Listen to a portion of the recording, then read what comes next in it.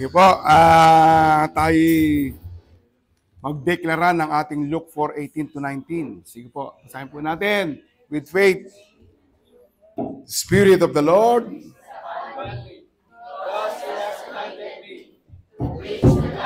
to the poor, to the captives, loose and to proclaim the acceptable year of the Lord. Because our God is Jesus, He is the Anointed One. Amen. Ang ating pong culture, isa po, with faith, I am a blessing. Amen. Amen. I build seasonal. I appreciate everyone and everything. I am part of something big. Amen. That is our culture, the way of life ng ating ginagawa sa araw-araw ng ating buhay. Lahat po ay pinagpala. Amen? Amen. Are you excited today? Amen. Ang sarap sanang matulog. Ayun. But, the Lord ginising tayo. Oy, may Sunday service. Magpuri ka sa akin. Pasalamat. Sa isang linggong dumating, for 6 days, I believe, small and big things, ibinigay yung pagpapala po sa inyo.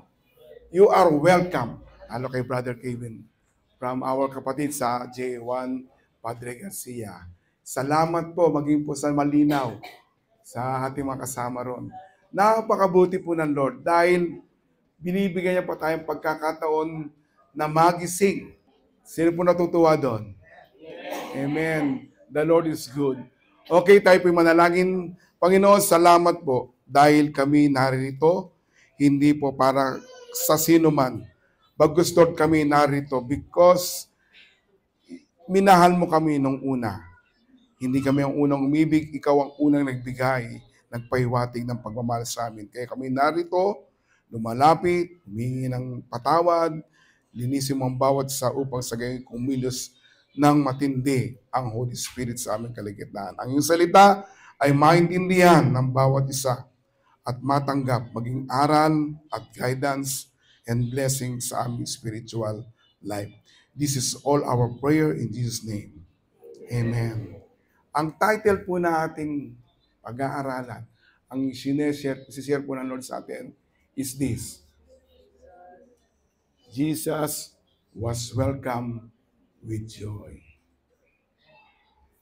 Malugod na tinanggap si Jesus. Sino pong masaya tinanggap niya si Jesus? Si Jesus Christ, our Lord and Savior. Yes. Sino ba naman ang hindi matutuwa doon? Dahil pag tinanggap mo ang Panginoong Jesus, may kasiguraduhan ka na ikaw ay makakapiling niya sa buhay na walang hanggan. Amen? Sa Luke chapter 19, sinabi kasi yon. 19 verse 6 yon. Kaya magmadaling bumaba si Zaccheo at masayang tinanggap si Jesus. Kayo ba'y masaya nung tinanggap niyo si Jesus? Amen. Kilala niyo ba si Zaccheo? Amen. Ngayon, ito, pag-uusapan natin kung bakit masayang tinanggap si Jesus ni Zaccheo. Sa Luke chapter 19, babasahin ko na lang at i-istorya ko sa inyo habang kayo nakikinig. Pumasok si Jesus sa Jericho dahil doon siya dadaan patungang Jerusalem. May isang lalaki roon na ang pangalan ay Zaccheo. Tandaan nyo, si Zaccheo Siya ay mayaman at isa sa mga pinuno ng maniningil na buwis. Ibig sabihin, yung taong ito ay bagamat simple, hindi ko masabi simple kasi mayaman daw Sinabi talaga sa Bible, mayaman. At pinuno ng maniningil ng buwis. Ibig sabihin, chief ng sa BIR, ano yung BIR, di ba? Doon kumukuha ng pera yung pinagkukuha na ng pera yung mga tao, ng gobyerno, kinukuha ng mga tax. Okay? Sabi nga, matinding ang tax sa Pilipinas. Lahat ng galaw mo, bawat may tax, may babayaran. Ganun ang nangyayari. mayaman to. So, dumaan siya. Pero itong si Zaccheo, gusto niya makita kung sino talaga si Jesus. Narinig niya, ibig sabihin, mayaman siya, although siguro naging busy lang siya, hindi niya malaman kung sino si Jesus. Siguro very popular. Yes, Jesus very popular. Sinusundan siya ng napakaraming tao. Ngayon, nalaman niya, ito na. Nung gusto niya makita talaga si Jesus, dahil gusto niya malaman kung sino talaga siya. Pero, dahil siya ay pandak. Okay, pandak daw. Short man. Pandak. At pandak siya at marami ang tao doon ay hindi niya ito magawa. Ibig sabihin, pag si Jesus, kinumpulan ng mga daang tao, 100 tao, siyempre, kung ang tao nakaharang sa'yo ganyan, ikaw ganito, hindi mo talaga makikita. Tama po ba? Eh, ang dami. Kunyari, andun si Jesus, dyan. Eh, so, nakaharang na agad siya yung mga 50 tao. Eh, paano makikita yun? Kahit tumalong-talong ka ron, hindi mo makikita si Jesus. Pero gustong-gusto niya makita si Jesus. Pero siya ay, hindi, huwag natin masyadong maliit. Okay, gaano ba kalit yung pandak? Wala naman po sinabi kung gaano siya itsura niya. Basta sabi maliit. Pero they say, he is about less than 4'10". May 4'10" ba sa atin dito? 4 inches and 10, 4 feet and 10 inches. Ganun daw initsura, sinasabi na, pero wala naman sinabi kung ilang ano. Ngayon sabi niya, katong ginawa niya, very wise talaga itong taong to eh. Ha? Kaya patakbo siyang nagpauna. Ibig sabihin, alam niya dadaan doon. Di ba? Kasi alam niya sa Jericho dadaan siya. Dadaan siya. Umuna na siya. Umuna na siya sa kanyang pupuntahan ni Jesus. Dahil may nakita siyang isang puno ng sikomoro. Upang makita si Jesus sa daanan doon, umakyat siya sa puno. Ang galing, Ibig sabihin, usong-uso sa probinsya yan yung mga nanonood sa piyestahan, di ba? Umakit sa puno para makita-kita yung Etong naman si Zaccheo, gustong-gusto niya makita si Jesus, kaya hindi siya makasingit. Dahil siya po ay maliit na tao, ang ginawa niya, may puno ron. Doon dadaan si Jesus. Mauuna ako doon. Ginawa niya, umakyat na. Pero kung iisipin niyo po, ang sycamore tree ay isang mataas na puno. Pero, maraming sa ngayon, mababa. So, itsura na lang, anong gagawin niya? Umakyat siya. Siguro tinitignan din siya ng mga tao. Kilala ko to Mayaman to. Pero ang ginawa niya, umakyat siya sa puno. Pagkakat niya, siguro sa branches, sa isang sanga. Inabangan niya na. Wise. Ngayon, ano pong aral na makikita natin dito sa ginawa ni Zaccheo? So, sa verse 5, pagdating ni Jesus sa lugar na iyon, si Jesus tumingin. Napansin siya. Sinabi niya, Zaccheo, bumaba ka kaagad dahil kailangan kong tumuloy sa bahay mo ngayon. Kaya nagmadaling bumaba si Zaccheo at masayang tinanggap si Jesus. Ang galing, napansin siya. Alam nyo, si Zaccheo po'y talaga pong mayaman na tao. At pag chief tax collector ka, ibig sabihin, kaya mong maniobrahin yung isang tao kung gusto mong kotongan. Kasi ang gusto talaga ng kanilang gobyerno, yung kanilang tax, dalhin din sa may Roma at doon magkaroon sila ng malaking salapi upang ma-conquer nila, maging sikat sila, mas kilala sila. Kaya ginagawa niya kayo, dinadagdagan niya yung yung mga takso mga tao para makakolekta ng marami. May katulad ba yon sa atin? Hindi, sa Pilipinas, medyo may katulad yan Ganun ang ginagawa na. Maraming pera ang nakukuha nila. So, pagkuha nila ng pera, siyempre, si Zaccheo Meron ding tongpats. Ano yung tongpats? Patong. Pinapatungan niya rin. Kaya nga, yumaman siya eh. Yumaman siya. Sino ba naman mag-itsura tatanggap sa'yo? Malit na tao ka. Pero wise siya. Gusto niya yumaman ka agad. Ang ginawa niya, pinapatungan niya yung mga tao ng tax. Anong ibig sabihin nun? Nanloloko siya. Sa JA, walang ganun, Matuwid tayo. Diretso lang. Ngayon, kung titignan nyo, maginawa na yung buhay niya eh. Ayos na eh. Siguro kung uso lang Rolls Royce nun, meron siya nun. Kasi marami siyang pera eh. Mayaman siya eh. Kung uso lang ang Mercedes, meron siya, kaya niya eh. Kaya niyang gawin yun noon. Pero ba't parang may kulang sa kanya?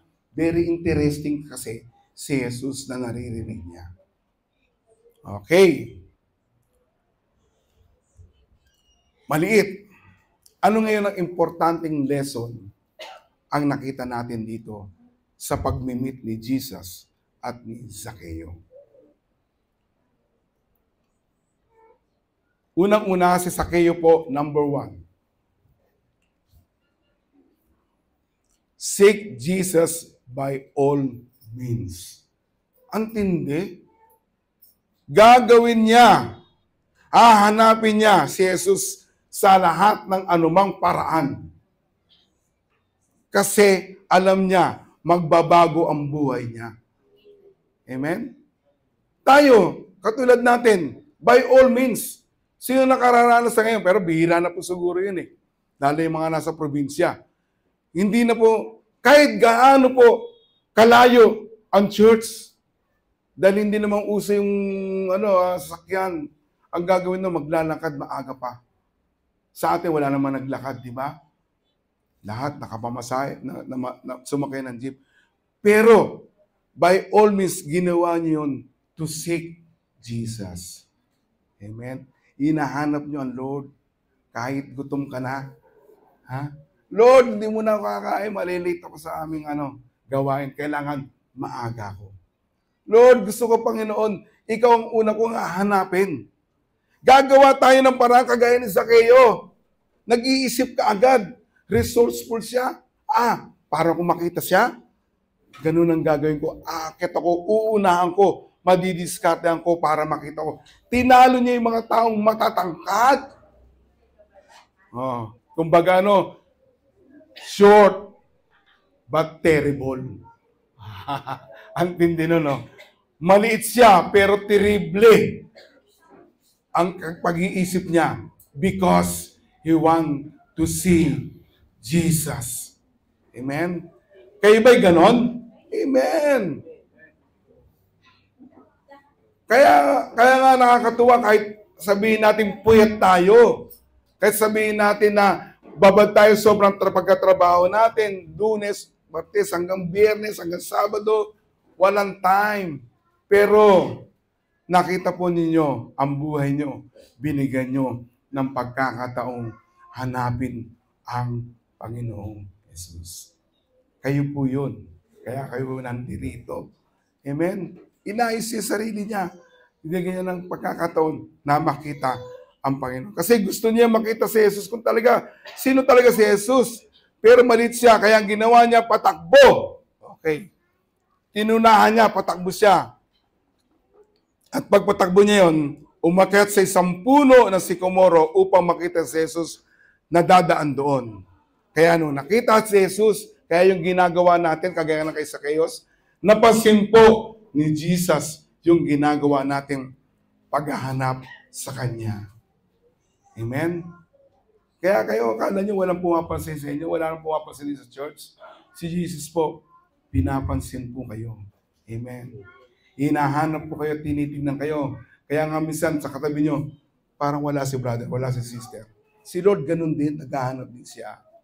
Nasaan kaya si brother? Nasaan si sister?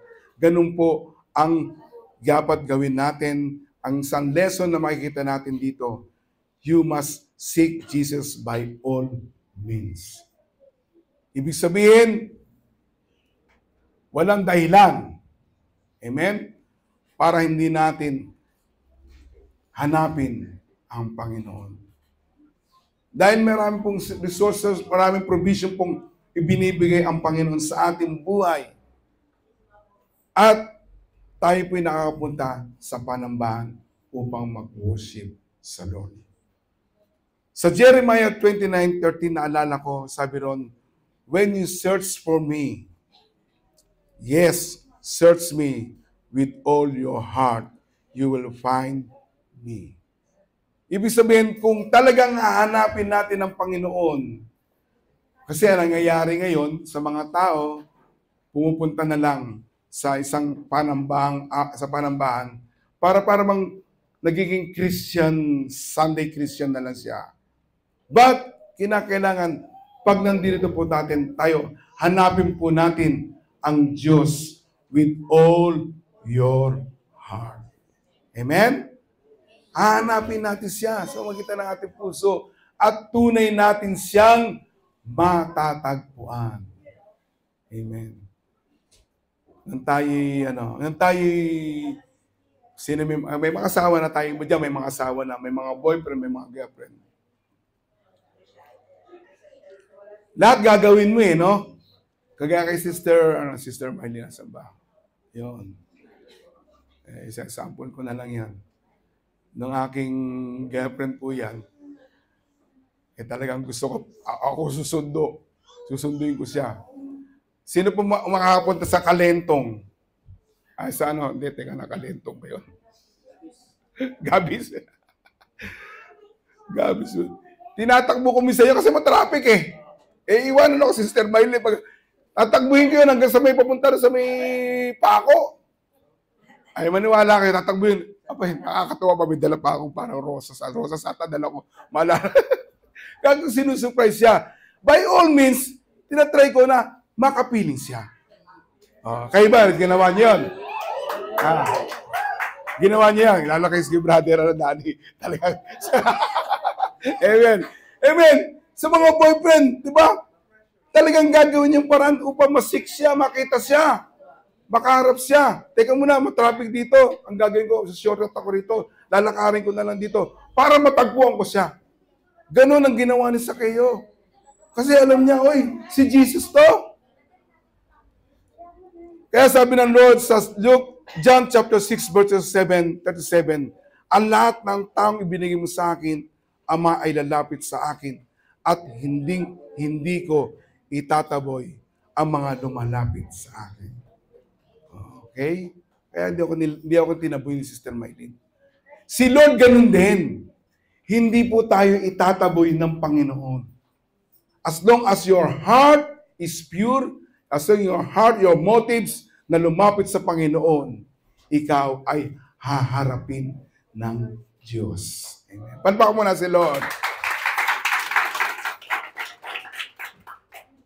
Kaya nga may mga kapatid na tayo, si Brother Kevin. Sabi niya, nahanap ko nga po talaga si ang J.A. Pasig O, kita niyo, nandito siya. Si Sister, ganun din. Di ba? Nakita niya. Ganun din tayo. Sa atin, walang dahilan. Wala pong dahilan sa atin. Tayo po'y buong buo. Walang kulang sa atin. Sobra-sobra pa nga. Para tayo magpigil na harapin at hanapin ang Panginoon. Amen? Praise God. At pangalawa po, Jesus show us mercy and change our lives. Kaya masaya po tayo na winelcome natin si Lord sa buhay natin dahil pinigyan tayo, ang Diyos muna ang unang nagpakita ng kanyang kaawaan sa atin at nagbago ng ating buhay.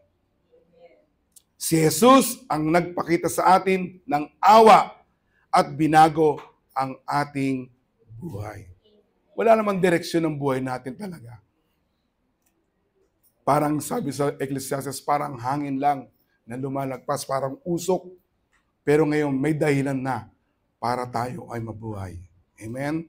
So, when Jesus, Luke chapter 19 verse 5 and 8, when Jesus spat and looked and said, Zacchaeus, come down at once. Parang sinabi, bayani, bumaba ka dyan, tutuloy ako sa inyo. Ganon. Tinawag tayo. Very amazed. Hindi naman sila nagkita eh. Hindi man sila magkakilala, pero alam ni Jesus yung pangalan. Kaya tayo, bago pa lang tayo tinawag ka niya sa iyong pangalan. Jarel, kilala ka ni Lord. Amen? Sister Rhoda, kilala ka ng Lord. Sister Rowena, kilala ka ng Lord. Hinanap, come down! Tutuloy ako sa inyo. At kapag si Jesus ang bisita mo, matutuwa ka noon. Kaya nga, ang bawat isa ay kilala na ng Lord. Kaya, ang tao walang day na, hindi, malayo ang Diyos sa akin. No. Huwag po natin isipin, tayo lang po ang lumalayo sa Kanya. Okay. Sabi niya, come down. Sabi niya, I must stay in your home today. So Zacchaeus came down at once, happy to welcome Jesus. Masaya yan tinanggap si Jesus. Kaya nga, nag-uumapaw yung kaligayahan natin eh. Kahit punong-puno tayo ng problema, of course, tama lang naman yung problema, punong-puno ng mga pag-alala. But, we are always happy and enjoy in life. Because, si Jesus na ang nasa buhay natin. Amen? Amen? Like ba yun? Like? O heart? Amen. So, pagdating doon, sabi niya, tumuloy sila sa bahay ng, sabi ng mga tao, nagbulong-bulungan. Ito naman mga tao na mahilig lang mamuna. Sabi rito, nang makita ng mga tao roon na tumuloy sa bahay, si Jesus ay tumuloy sa bahay ni Zacchaeus, nagbulong-bulungan sila. Maaring dalawang pinagbubulungan nila. Maaring may mga taong Christian na ron. Uy, salamat naman. Yung taong niya masama.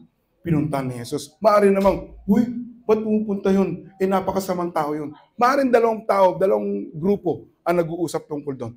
Pero sabi niya rito, sabi rito, tumuli siya sa bahay ng isang masamang tao. So, ang tingin pala nila kay Zacchaeus, kahit mayaman, masamang tao. Kasi nga maraming kurakot. Siguro kung mali-mali yung kanyang meron siya noon. Kaya nga, ito yung galing ha. Sabi niya rito ha. Sa loob ng bahay niya tumayo.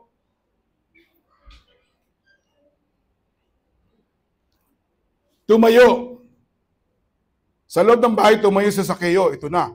Dahil tinanggap niya na si Jesus, pinatuloy niya na sa bahay niya, tinanggap si Jesus, ito na, sabi ni Zacchaeus, Panginoon, ibibigay ko po sa mga mahihirap ang kalahati ng kayamanan ko. Oh, sana nandun tayo. sabi, Panginoon, lahat ng kayamanan ko, yung kalahati ng kayamanan ko, bibigay ko. At kung may nadaya akong sino man, kung may dinaya ako sabi ng Zacchaeus, babayaran ko ng 4 na beses ang kinuha sa kanya. Niloko ko sa bigla, niloko ka 1,000, ginawa yung 2,000, magiging 8,000 na yun. Kaya siguro yung mga tao nagbubulong-bulong, tumahimik. Ayos pala. Madodoble yung pera ko. Yes, wala akong pera, bibigay ko kalahati ng kayamanan niya. Ilan tumahimik sila. Kaya, si Zacchaeus ay nagkaroon ng tunay na pagbabago ng buhay mula nung pinatuloy niya si Jesus sa buhay niya. Amen? Ganun din sa atin.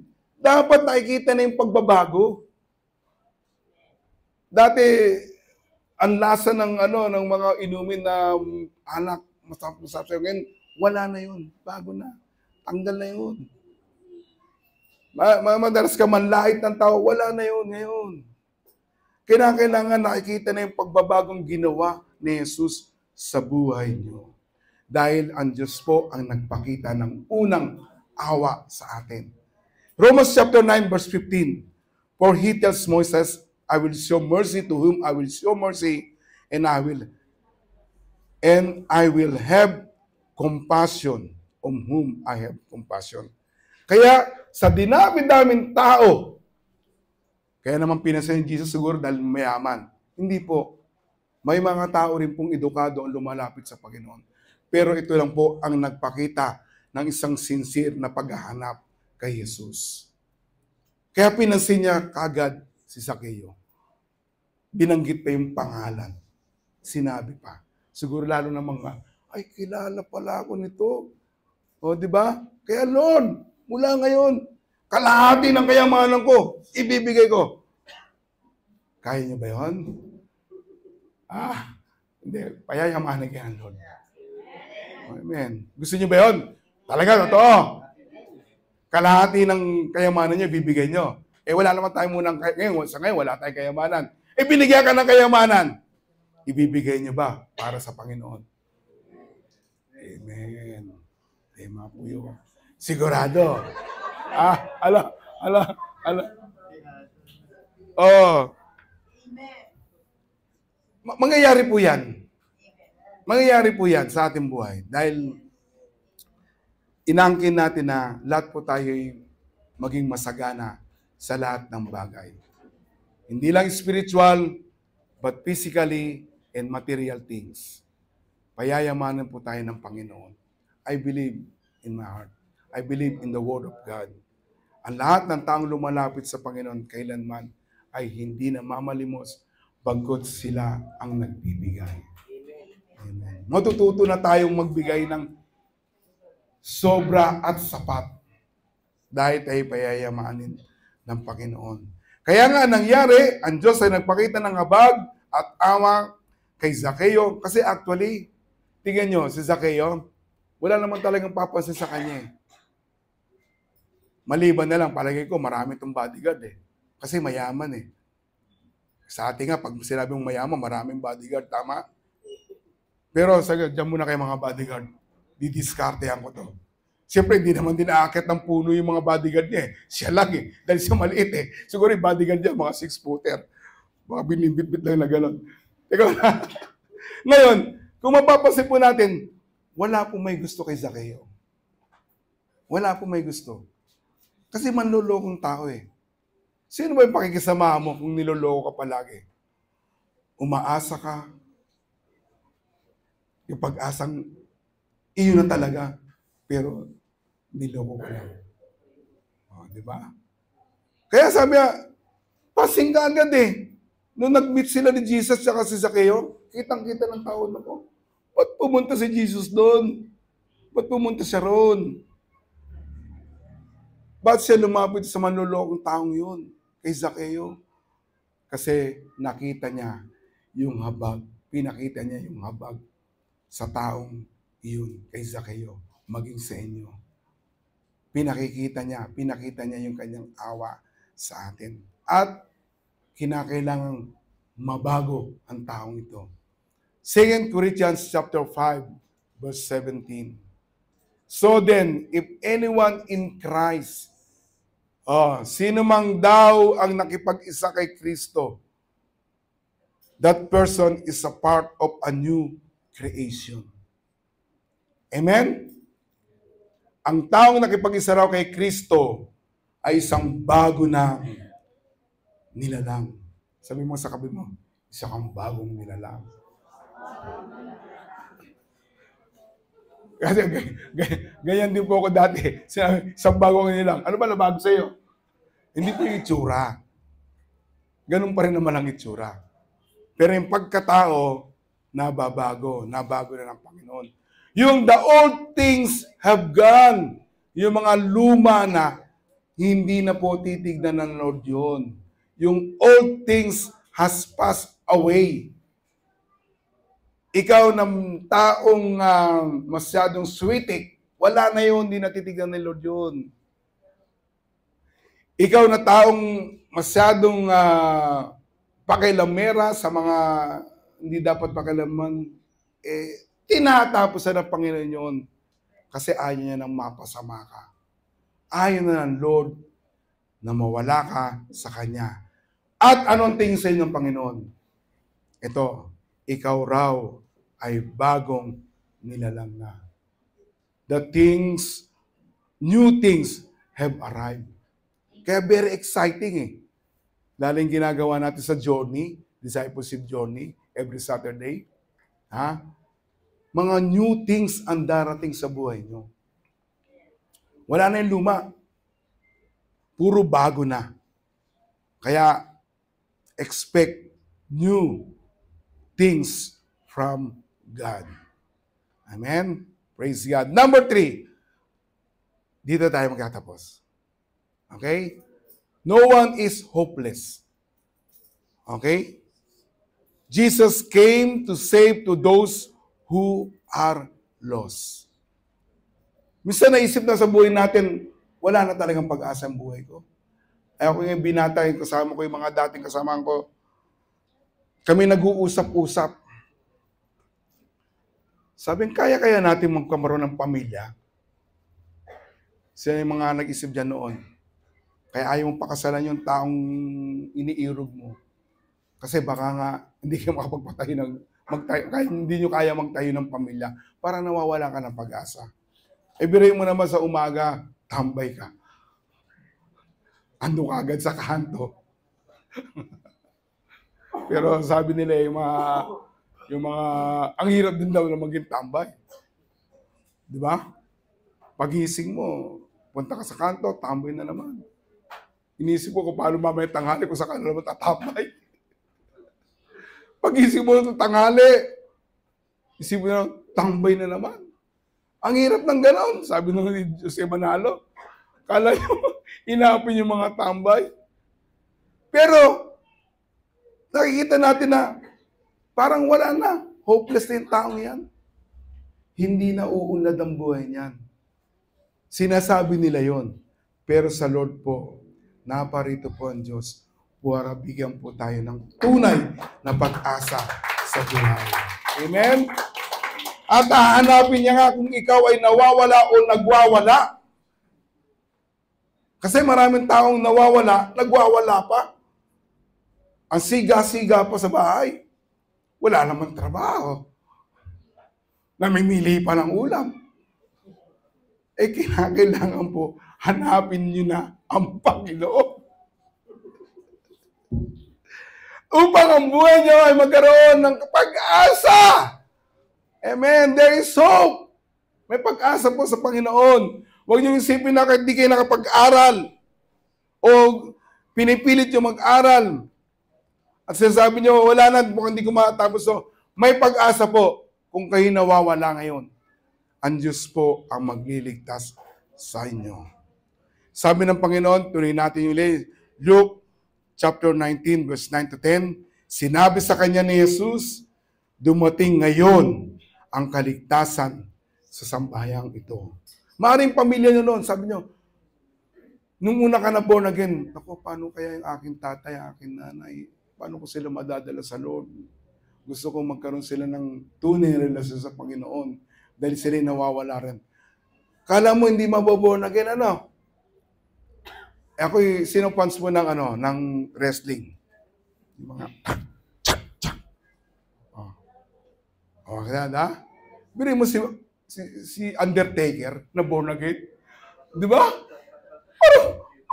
Born again. Ang itsura niya, mag-si Hogan bago namatay. Paano magkasabi? So kahit sino dyan, may pag-asa. Ang tingin ng tao walang pag-asa. Pero kay Jesus po, may pag-asa. Amen? Sabi ng Lord, dahil siya ay mula sa lahi ni Abraham, sapagkat ako na anak ng tao ay naparito. Si Jesus pa nagsasalita upang hanapin at iligtas ang naliligaw. Amen. Kahit sinong tao po ay may pag-asa. Kahit yung mga pulubi dyan, may pag-asa po sila. Sino may mga taong kala mo hindi na maboborn again?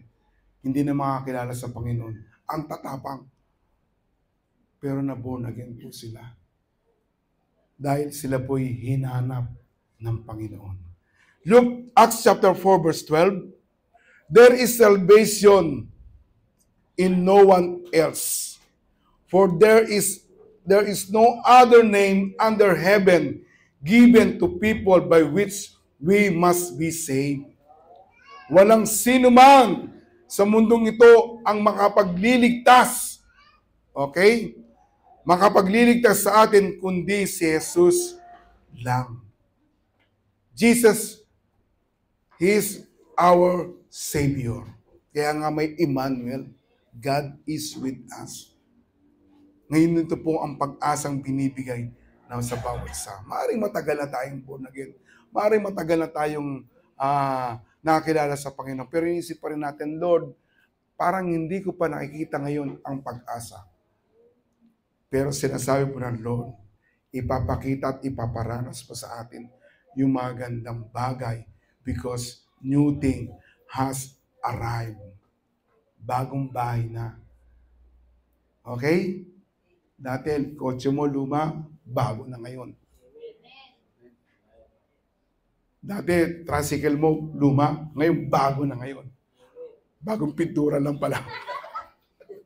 Ngayon yung bahay mo, medyo maliit. Ngayon, new thing has arrived.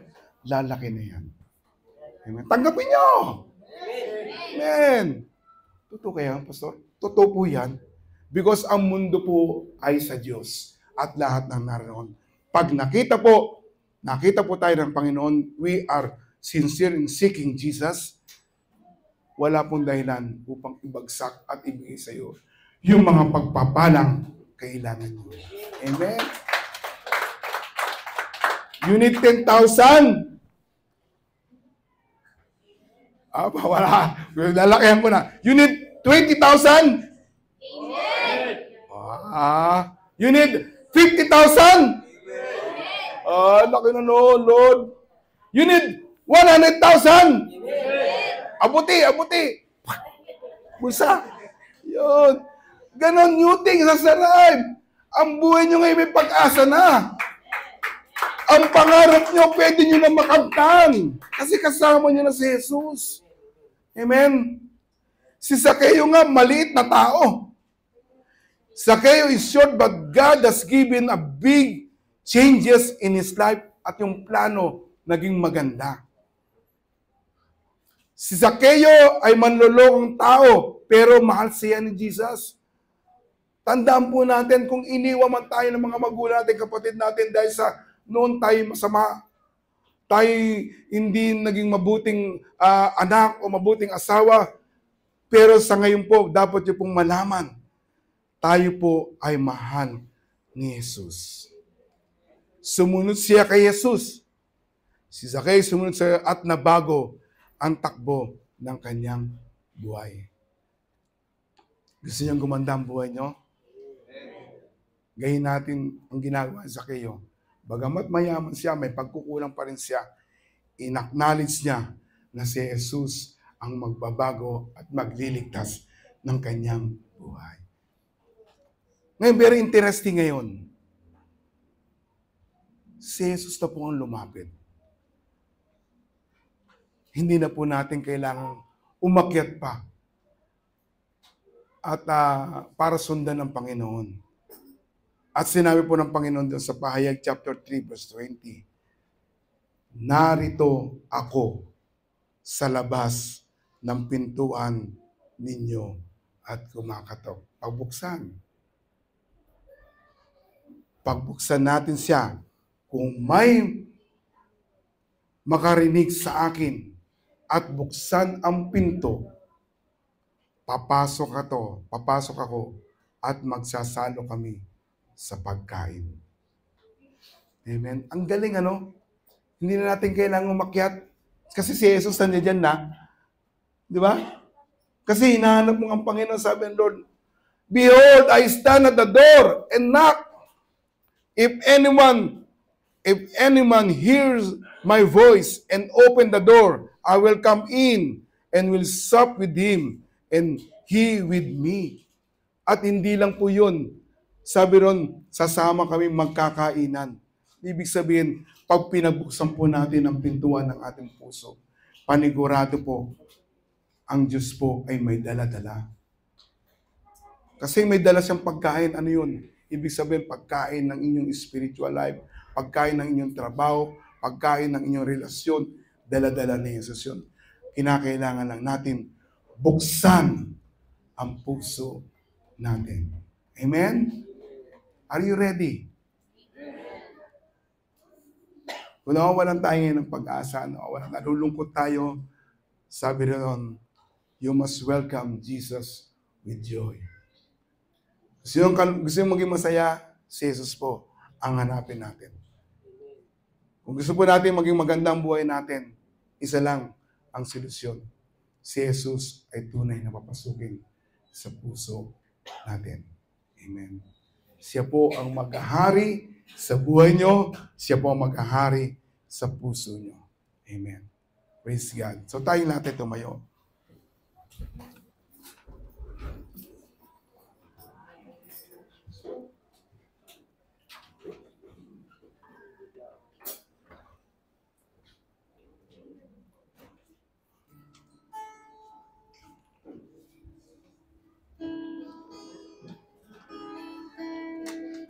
Ngayon, habang tayo nagbubulay-bulay ngayon, nanamnamin natin yung ang buhay natin, isipin natin kung kailan natin nakilala ang Panginoon, kung ano yung mga bagay na naginawa ng Diyos sa atin. At kung kulang pa yun, sabi ng Lord, may dala pa rin ako. Magsasalo tayo.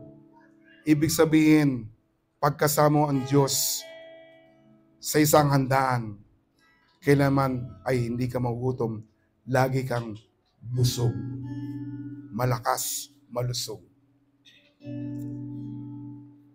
Kaya tunay po nating kilalanin ng Diyos na siya lamang ang may magagawa sa buhay natin. Kantayin po natin to, maghari ka. Nanunumali sa'yo,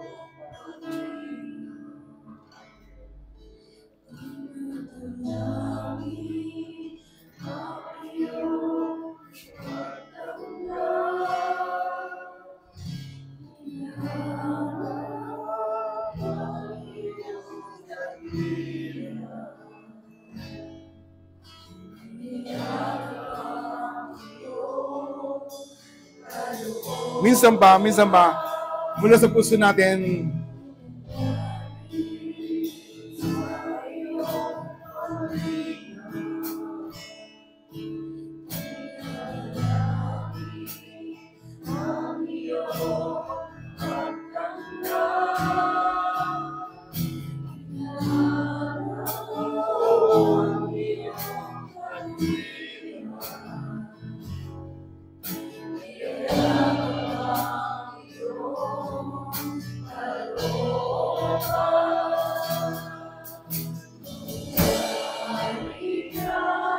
yes, Lord.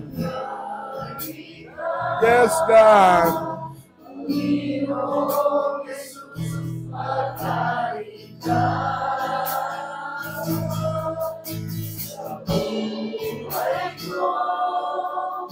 Sa puso ko, Panginoon. One more time, maghari ka.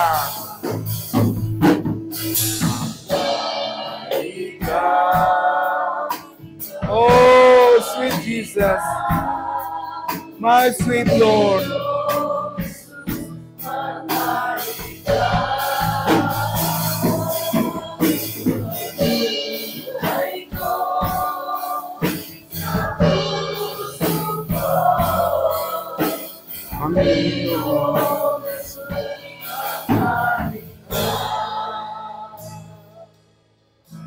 Maring may pinagdadaanan po ang bawat isa. Maring po may mga katanungan ang bawat isa sa buhay. Sa ngayon po'y ang Diyos ay narito. Si Jesus ay nasa iyong tabi, kumakatok sa iyong puso. Nais kanyang makasalo sa isang hapagkainan. At kung siya'y bibisita sa atin, siya po ay laging may daladalang pagpapala sa bawat isa. Maging seryoso po tayo sa pagtanggap sa Panginoon. Siyang uunahin natin Alam ng Lord kung saan ka pumupunta. Alam ng Lord kung saan ka lumalabas. Alam ng Lord kung ano ang kailangan mo. Alam ni Jesus kung ano ang nasa laman ng iyong isipan. Maaaring nagdududa ka sa ating Diyos. Kasi hindi ko naman nakikita si Jesus eh. But God, sabi ng Panginoon, mas mapalad kayong nananampalataya. Bagamat hindi nyo ako nakikita, kayo ay naniniwala sa akin. Kaya po kayong yakapin ng Panginoon. By this time, ipararanas po sa atin ng Lord yung kanyang pagyakap. Kung naisip mo na ang sarili mo'y parang baliwala, paikot-ikot lang, at hindi nagkakaroon ng tunay na kahulugan. But by this time, yayakapin ka ng Panginoon at ibibulong niya sa atin na mahal na tayo. Oh, hallelujah. Mag-isa pa nating awitin to, ito'y maging panalangin ng ating puso na nanunumbalik sa iyong presensya. Sa iyong Panginoon. Nanunumbalik sa iyong presensya. Yes, Lord.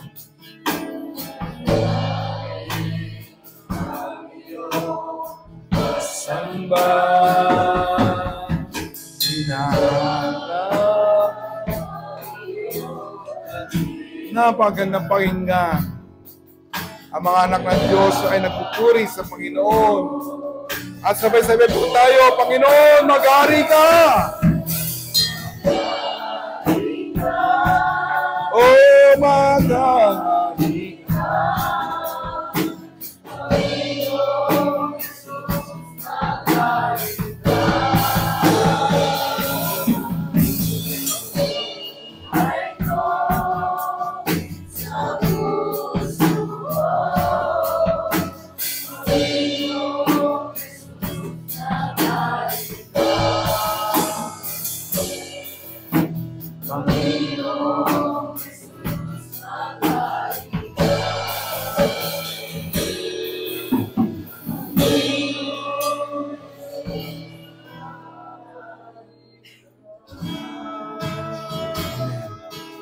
Sumunod po tayo sa panalangin ito. Panginoong Yesus, salamat at ako'y minahal mo.